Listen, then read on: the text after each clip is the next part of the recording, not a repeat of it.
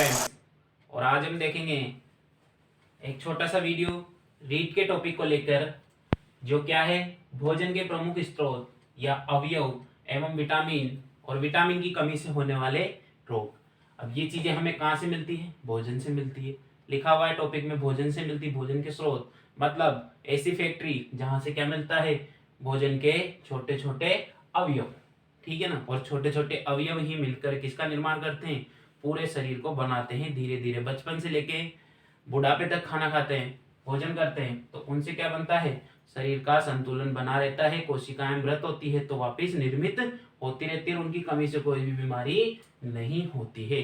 वही स्वस्थ व्यक्ति है जो भोजन के स्रोतों को संपूर्ण को थोड़ा थोड़ा करके ले रहा है। ज्यादा लेता है तो भी मोटापा फेट आ जाता है, वो भी बीमारी है, और कम लेता है वो भी बीमारी।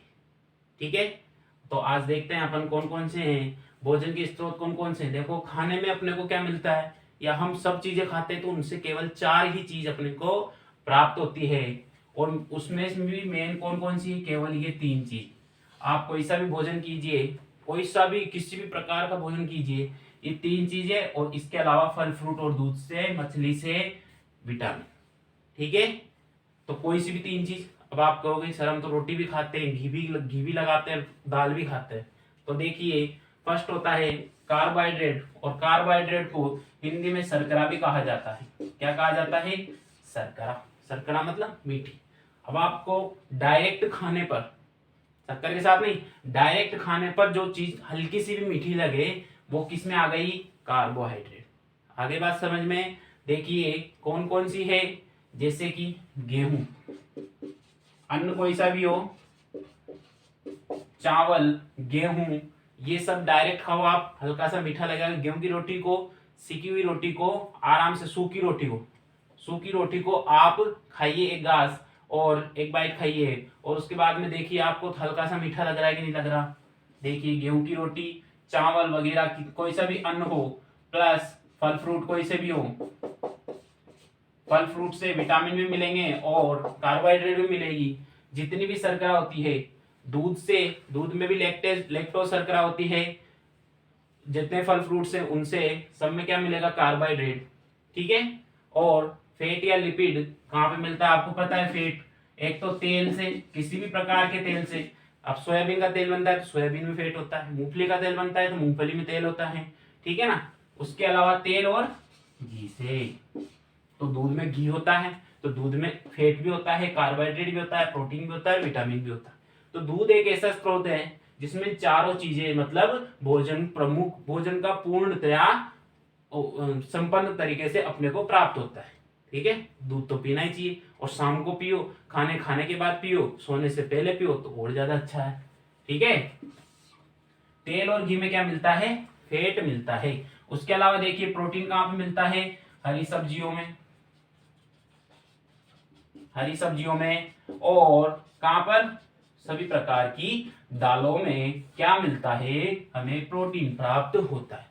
तो इन सभी में सबसे ज्यादा इंपॉर्टेंट कौन है? प्रोटीन। आगे बात समझ में। प्रोटीन मतलब हरी सब्जियां और दालों को अवश्य खाना चाहिए। दालों प्लस दूध में प्रोटीन होता है। ठीक है, दूध में और मछली में भी होता है, तो जो नॉनवेज खाने वाले हैं वो मछली खाएं अच्छे से। ठीक है, और प्रोटीन की कमी से भी बहुत सारी बीमारियां होती है। तो इंपॉर्टेंट कौन सा है? प्रोटीन। और प्रोटीन इंपॉर्टेंट क्यों है? पहले तो ये देखिए, प्रोटीन से ही संपूर्ण शरीर के एंजाइम कहाँ होते हैं? शरीर में होते हैं, और क्या काम करते हैं? अभिक्रिया की दर को बढ़ाते हैं। बहुत सारी अभिक्रियाएं होती हैं, उनकी रिएक्शंस की दर को बढ़ाते हैं, मतलब उनमें लगने वाले समय को घटाते हैं। ठीक है, और अधिक न्यूक्लिक अम्ल, न्यूक्लिक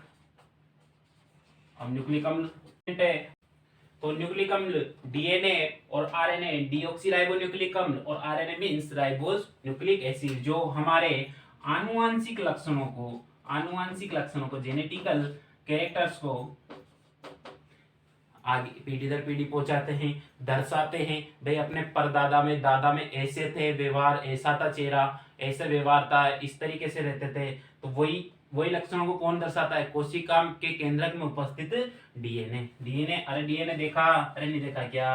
डीएनए इस शेप में रहता है। भावनाओं को तो समझा करो यार। उसके बाद में देखो लास्ट है विटामिन्स। विटामिन्स बहुत प्रकार के होते हैं। कहाँ पर मिलते हैं? दूध, दही और क्या बोलते हैं सारे फल फ्रूट्स में, और उसके अलावा अलग अलग प्रकार के भोजन में मिलते हैं, हरी सब्जियों में मिलते हैं, सभी में मिलते हैं। तो विटामिन तो इन सबका एक कंबाइंड रूप है, ठीक है ना, इन तीनों का कंबाइंड रूप है, ठीक है। और उसके बाद में आपको एक इंपॉर्टेंट चीज बता दूं मैं,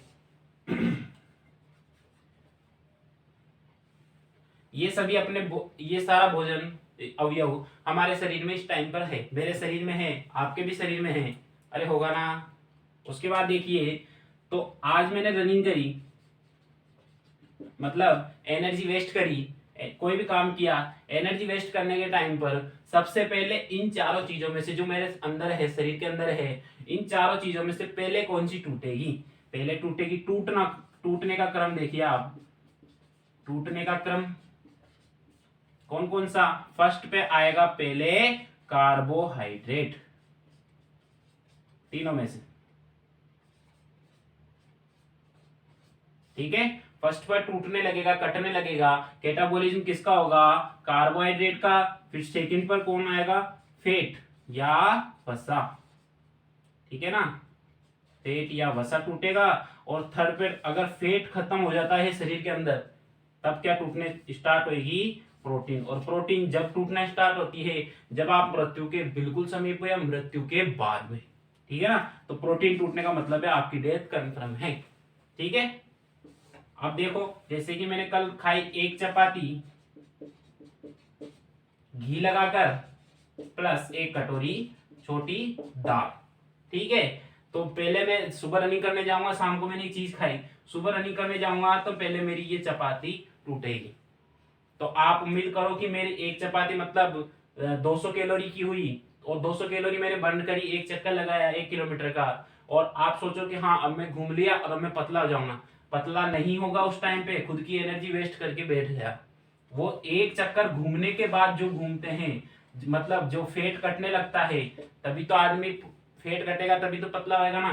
तो फेट कटने लगता है एक चपाती के बाद में, मतलब जितनी भी आपने कार्बोहाइड्रेट ली है उसके टूटने के बाद, जब पसीना आ जाए, जब थक जाए बिल्कुल, उसके बाद में जब आप दौड़ते हो तो फेट कटना स्टार्ट हो जाता है।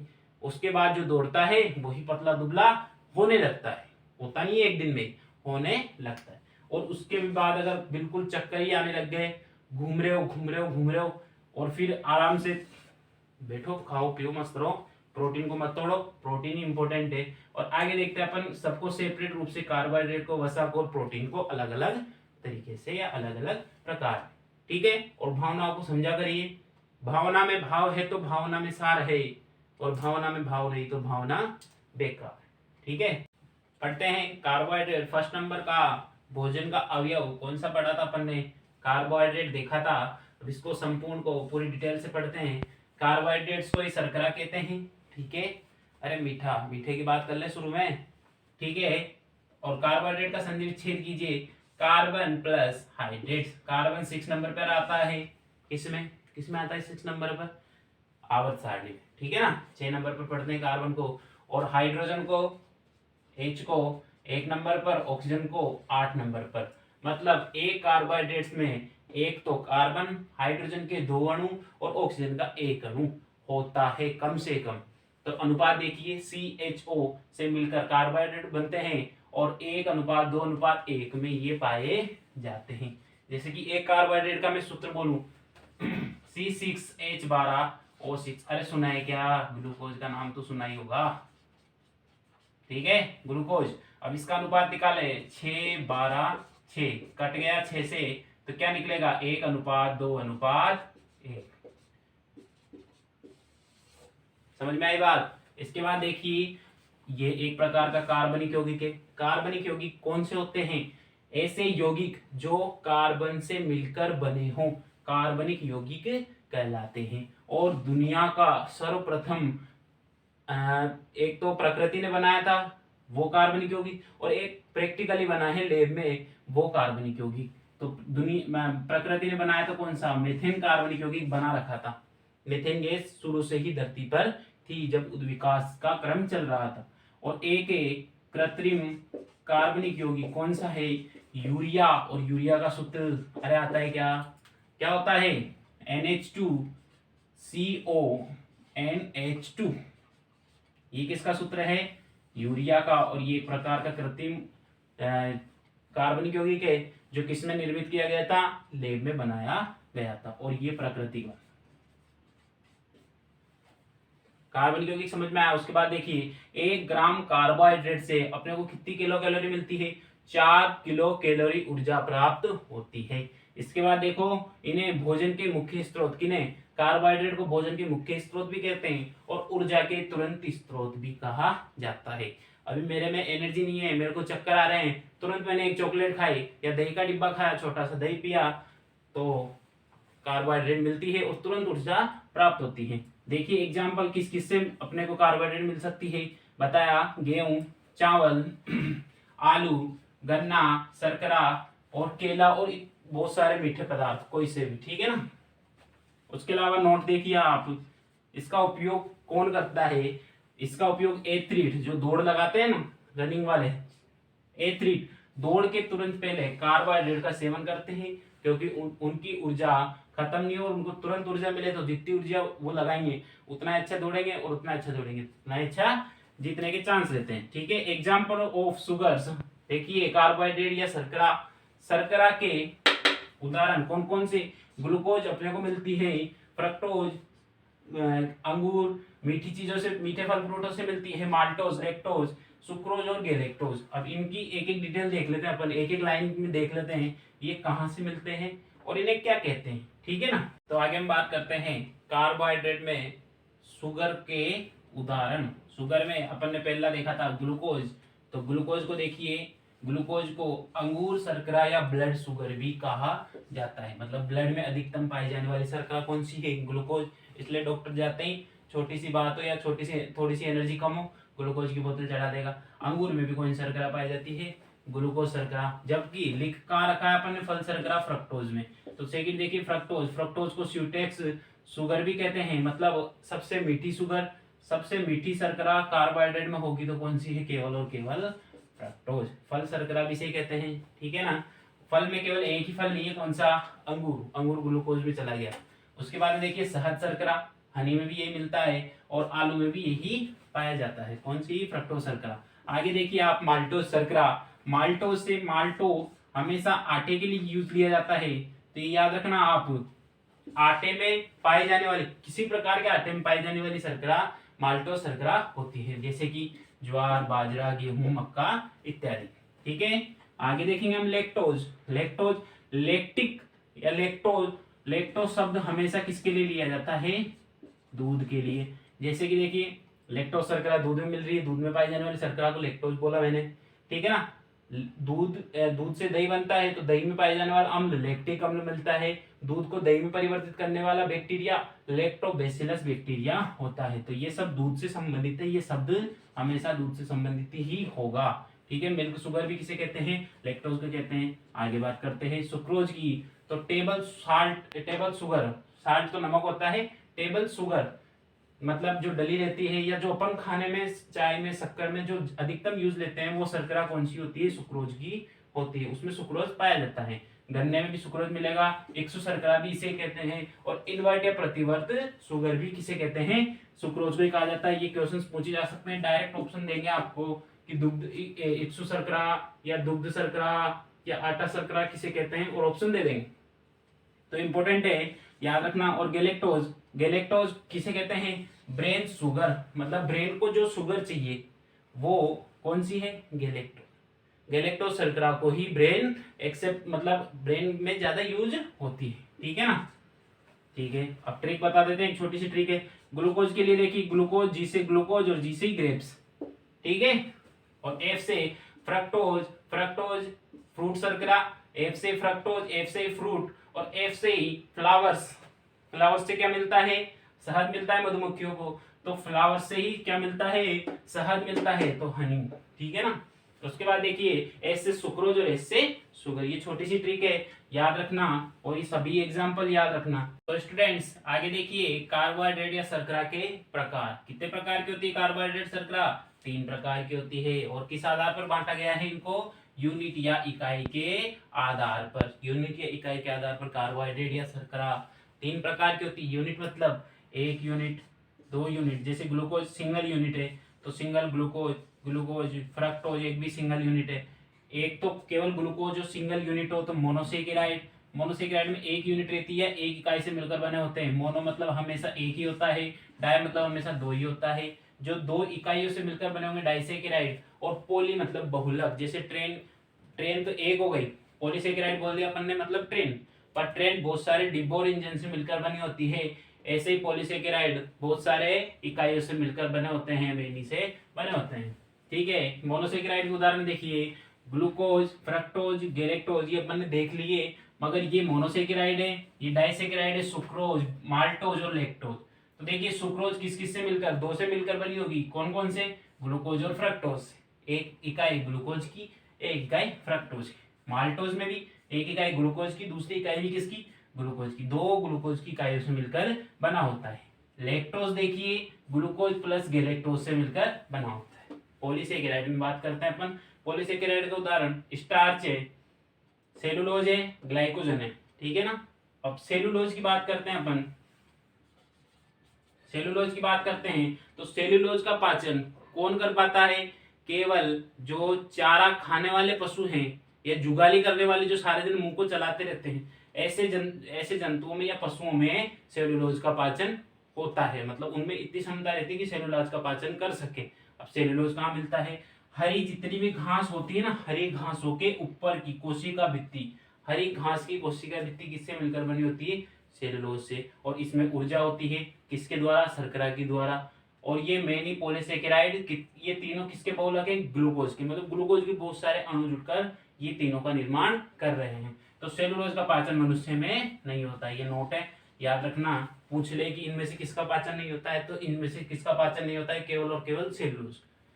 और एक थोड़ी सी ट्रिक देख लीजिए, ये ओज ओज सबके पीछे लग रहा है, ओएसी ओएसी, ठीक है ना। तो जिसका लास्ट, जिस शब्द के लास्ट में ओएसई ओज लगे तो वो तो हमेशा शर्करा होगी, और एज लगे एएसई तो वो क्या होगा? एंजाइम, जैसे लैक्टेज, पेप्सिनेज, है ना, ट्रिप्सिनेज, ये सारे क्या होते हैं? एंजाइम। आगे बात करते हैं हम फैट, लिपिड, वसा इत्यादि, ये तीनों एक ही नाम है।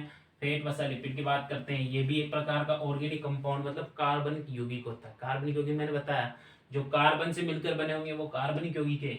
और इसमें इसका अनुपात क्या रहता है? कार्बन, हाइड्रोजन और ऑक्सीजन तीनों से मिलकर फैट का निर्माण होता है। और इनका अनुपात रहता है 1:1:1, मतलब सारे ही बराबर में। देखिए 1 ग्राम फैट से कितनी एनर्जी मिलती है अपने को? 9.3 किलो कैलोरी। और 1 ग्राम कार्बोहाइड्रेट से कितनी देखी थी अपन ने? 4 किलो कैलोरी। मतलब कार्बोहाइड्रेट से ज्यादा मिलती है ऊर्जा इसमें। तो देखो इसके पहले तो ये देखिए स्रोत क्या है इसके? घी, तेल, मक्खन, पनीर, जितनी भी चिकनी चीजें होती है तो इन सब से क्या मिलता है अपने को? फैट मिलता है। फैट शरीर के लिए कम आवश्यक और ज्यादा हानिकारक है। ठीक है। सर्वाधिक ऊर्जा किससे प्राप्त होती है? फैट से प्राप्त होती है, देखा आपने कार्बोहाइड्रेट और वसा में। मगर परंतु मुख्य स्रोत ऊर्जा का कौन माना जाता है? केवल और केवल कार्बोहाइड्रेट। कार्बोहाइड्रेट पहले कहता है ऊर्जा के लिए, कोई भी आप काम करिए, वर्क कीजिए, तो ऊर्जा प्राप्त करने के लिए किसी ना किसी को तो बलिदान देना पड़ेगा। तो कार्बोहाइड्रेट सर्वप्रथम आता है कि वो कहता है कि मेरे से 4 ही मिले किलो कैलोरी ऊर्जा, पर मैं बलिदान दूंगा, वसा को बाद में लेना। ठीक है। तो वसा का बाद में नंबर आता है तुलना में किसके? कार्बोहाइड्रेट के। प्रदान करता है, कैसे प्रदान करता है सुरक्षा? एक तो पतले आदमी को आप मारिए और मोटे आदमी को मारिए तो मोटा सहन कर पाएगा बेचारा, और पतला तो गिर पड़ेगा। ठीक है। और सर्दी से बचने के लिए, ठीक है, सर्दी से बचने के लिए, सर्दी शीत ऋतु में पाए जाने वाले या शीतोष्ण प्रदेश में पाए जाने वाले जंतुओं में फैट की मात्रा अधिक पाई जाती है। और देखिए मोटे लोगों में वसा, हमारे शरीर में मोटे लोगों में वसा ज्यादा होगी तो मोटा होएगा व्यक्ति। वसा हमारे शरीर में अचालक या उष्मारोधी परत का निर्माण करता है, उष्मा को रोकने वाली परत। ठीक है। तो अंदर की उष्मा भी न तो बाहर जाएगी, ठीक है। तो गर्मी, सर्दी में बात करिए मोटे मोटे लोगों की, तो सर्दी में अंदर की गर्मी है तो वो अंदर ही रहेगी, और अंदर की गर्मी अंदर रहेगी तो उनको सर्दी कम लगेगी तुलना में किसके? पतले लोगों के। और गर्मी में अंदर की गर्मी अंदर ही है, तो गर्मी में बाहर से भी गर्मी लग रही है और अंदर से भी गर्मी लग रही है, तो उनको गर्मी भी ज्यादा लगती है, इनको मोटे लोगों को। रोग की बात करते हैं, फैट की अधिकता से मोटापा और हार्ट अटैक की बीमारियां होती है। मोटापा तो खैर बीमारी नहीं है, पर इससे ये होएगा और फैट से मोटापा होएगा, ठीक है ना। तो ये बहुत बेकार बीमारी है। तो भगवान ने जो शरीर दिया उसको मेंटेन रखिए, मैं भी कंट्रोल में कर रहा हूँ और आप भी कीजिए। आगे बात करते हैं हम प्रोटीन की, और प्रोटीन ही अपने शरीर का बहुत महत्वपूर्ण भोजन का स्रोत है या अवयव है। तो प्रोटीन की बात करते हैं। प्रोटीन किस किस से मिलकर बना होता है?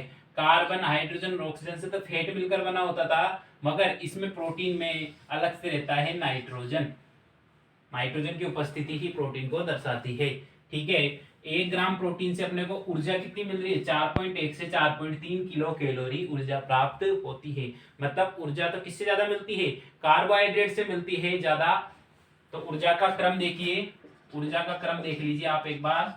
ऊर्जा का क्रम पहले मिलेगा फैट में ज्यादा, उससे कम मिलेगा प्रोटीन में, और उससे कम मिलेगा कार्बोहाइड्रेट में। और टूटने का क्रम बताया था मैंने पहले। टूटने का क्रम पहले कौन बलिदान देगा? कार्बोहाइड्रेट। उसके बाद आएगा कौन? 1 नंबर पे आएगा कार्बोहाइड्रेट, उसके बाद में आएगा फैट दूसरे नंबर पे, और लास्ट में कौन आएगा? प्रोटीन 3rd नंबर पर। ये इंपॉर्टेंट है, देख लीजिए, है ना। उसके बाद बात करते हैं हम प्रोटीन किससे मिलकर बने होते हैं। प्रोटीन अमीनो अम्लों से मिलकर बने होते हैं। अमीनो अम्लों के बहुत सारी कड़ियां जुड़कर प्रोटीन का निर्माण करती है। तो क्या कह सकते हैं अपन? प्रोटीन अमीनो अम्लों के बहुलक होते हैं, या अमीनो अम्लों की श्रृंखला को प्रोटीन कहा जाता है, ठीक है। कार्य क्या होता है प्रोटीन का? प्रोटीन शरीर या बॉडी की वृद्धि करता है और मरम्मत करता है। और बॉडी बनाते टाइम आप भी प्रोटीन एक्स्ट्रा डिब्बा लेते हो, तो वही बॉडी का निर्माण करता है। सेल डिवीजन, कोशिका विभाजन करके उस जगह को बढ़ा देता है, ठीक है। और सोर्स या स्रोत क्या है? स्रोत शैवाल। शैवाल क्या होता है? एल्गी क्या होता है? एल्गी होता है, एक साधारण उदाहरण बताएं आपको, तालाब और नदियों के आसपास किनारों पर पाई जाने वाली हरी सी संरचना, जो एक प्रकार के पादप हैं, उन्हें क्या कहेंगे? शैवाल। एक उदाहरण है, वो तो बहुत सारे होते हैं। स्पाइरुलिना शैवाल से बहुत अच्छी प्रोटीन मिलती है, और इसको अंतरिक्ष में जाने वाले वैज्ञानिक, जो भी जाते हैं अंतरिक्ष में जाने वाले यात्री, भोजन के रूप में स्पाइरुलिना को लेके जाते हैं, ठीक है। सोयाबीन। सोयाबीन में मैक्सिमम मतलब 100% कार्बोहाइड्रेट, फैट सभी है इसमें, पर 100% का 40 से 42% अधिकतम भाग सोयाबीन का प्रोटीन होता है। इंपॉर्टेंट है, सोयाबीन का अधिकतम भाग प्रोटीन होता है।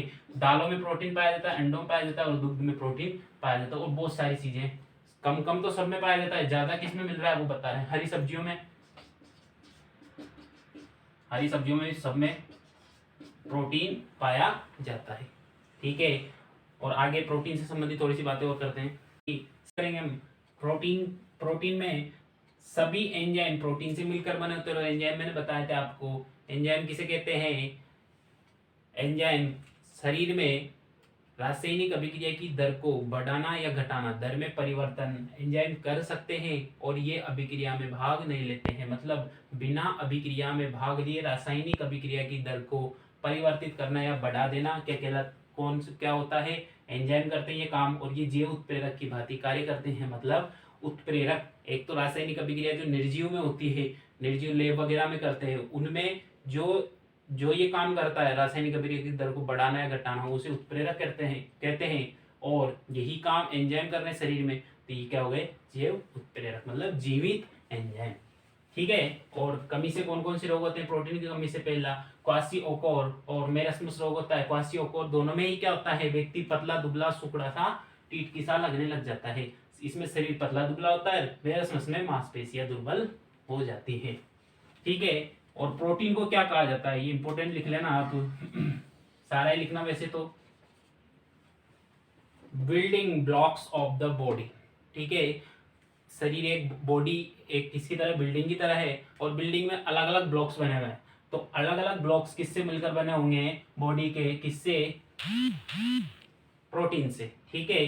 देखिए प्रोटीन किस किस में मिलती है और किस किस में कौन सी प्रोटीन पाई जाती है। अलग अलग मतलब पदार्थों में अलग अलग प्रोटीन मिलेगी। देखिए जैसे कि एग या अंडे में कौन सी प्रोटीन मिलती है? Albumin protein. अंडा खा रहे हो आप, तो आप एल्ब्यूमिन प्रोटीन को शरीर में ले रहे हो, ठीक है। स्किन या अपनी स्किन में कौन सी? इलास्टिन और कोलाजन। इलास्टिन मतलब रबर की तरह खींचने वाली प्रोटीन एक तो, और कोलाजन। ठीक है, दांतों में कौन सी प्रोटीन मिलती है? दांतों में डेंटिन प्रोटीन पाई जाती है, और हड्डियों में एक तो मिलती है ओसिन प्रोटीन और इलास्टिन और कोलाजन। तीनों प्रोटीन किसमें पाई जाती है? हड्डियों में पाई जाती है। दूध में कौन सी प्रोटीन? दूध दूध पी रहे हो तो आप कौन सी प्रोटीन ले रहे हो? केसीन प्रोटीन ले रहे हो। और सिल्क या रेशम में कौन सी? फिब्रियोन फिब्रियोन प्रोटीन, मतलब फाइबर्स बनते हैं किससे? सिल्क से या रेशम से। गेहूं में कौन सी? Gluten protein. और बाल, नाखून, सींग ऐसी चीजें हैं जिनमें दर्द नहीं होता है। बाल काटने में दर्द नहीं होता, नाखून काटने में दर्द नहीं होता, सींग काटने में भी दर्द नहीं होता, मतलब होती तो निर्जीव पर इनकी जड़ें सजीव होती है। तो इनमें कौन सी प्रोटीन मिलेगी? केराटिन प्रोटीन से बने होते हैं या इनमें पाई जाती है। ठीक है, और इसके बाद में हम देखेंगे विटामिन। ये सारी हो गई। यहाँ पे आप कार्बोहाइड्रेट पढ़ लिया, वसा पढ़ लिया, और प्रोटीन कंप्लीट रूप से पढ़ लिया, इससे बाहर नहीं जाएगा। आप अच्छे से तैयारी कीजिए, इनको पढ़िए अच्छे से पढ़ करके, या मैंने बोला है तो लिखिए बोलने के साथ साथ। और आगे हम विटामिन देखेंगे, पिगमेंट देखेंगे, तो इसी का पार्ट देखिए मैं आपको विटामिन के रूप में डालता हूँ। ठीक है।